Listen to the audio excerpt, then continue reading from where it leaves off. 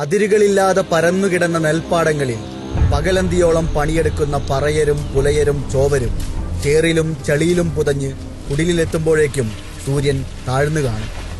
കൂലിനെല്ല് വറുത്തുകുത്തി അരിയാക്കി കഞ്ഞിവെച്ച് കുഞ്ഞുങ്ങളെ ഊട്ടുമ്പോഴേക്കും പാതിരാവ് പിന്നിടും. എല്ലാം സഹിച്ചു ജീവിക്കേണ്ടി വന്നു ജന്മിമാരുടെ അടിമകൾക്ക്.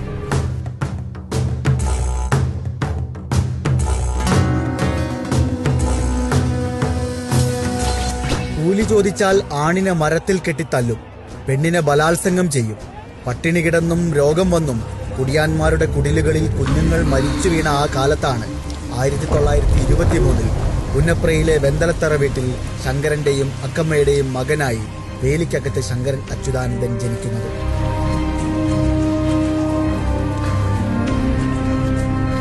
ജന്മിത്വ ക്രൂരതകളുടെ തിരുവിതാംകൂർ കഥകൾ കേട്ട് വളർന്ന അച്യുതാനന്ദൻ സകല അനീതികളോടും കലഹിച്ചും സമരം ചെയ്തും വളർന്നു.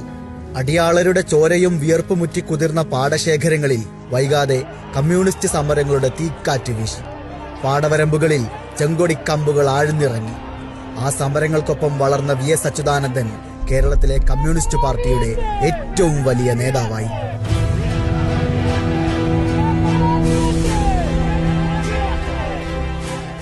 ഇടത് ധൈഷണികരുടെ വടിവത്ത ഭാഷ VSന് വശമുണ്ടായിരുന്നില്ല.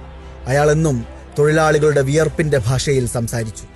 സമരങ്ങളിൽ നിന്ന് അയാൾ മാർക്സിനെയും ലെനിനെയും പഠിച്ചു. പാലക്കാട്ട് നടത്താമെന്ന് വെച്ചാൽ നടക്കില്ല, അടിച്ചു പൊളിക്കും, ജനങ്ങളുടെ ശക്തമായ കൈകൊണ്ട് അടിച്ചത് പൊളിക്കും എന്ന് വരുത്തിയാൽ മാത്രമേ ഇവനെല്ലാം വാലുപൊക്കി ഓടാൻ പോകുന്നുള്ളൂ.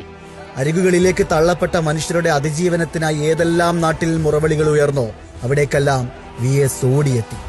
അയാൾ ചെല്ലുന്നിടത്തെല്ലാം ആളുകൾ തടിച്ചുകൂടി. സമരങ്ങളിൽ നിന്ന് സമരങ്ങളിലേക്കുള്ള പ്രവാഹമായിരുന്നു ആ ജീവിതം.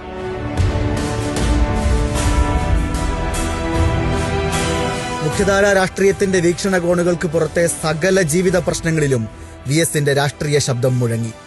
സമര കേരളത്തിന്റെ ഇനീഷ്യലായി VS എന്ന ആ രണ്ടക്ഷരം മാറി.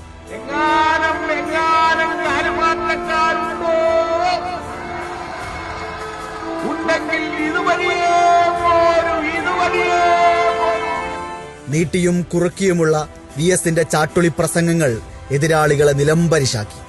സരസവും ശൗര്യവും നിറഞ്ഞ താളാത്മകമായ VSന്റെ ശബ്ദം പതിറ്റാണ്ടുകളോളം കേരളത്തിന്റെ തെരുവുകളിൽ ദശലക്ഷങ്ങളെ ആവേശം കൊള്ളിച്ചു. എന്റെ വൃദ്ധത്വം തല നരക്കാത്തതല്ല എന്റെ യുവത്വവും. VS പ്രസംഗിക്കാനെത്തുമ്പോഴെല്ലാം മൈതാനങ്ങളിൽ ജനസാഗരമിരമ്പി.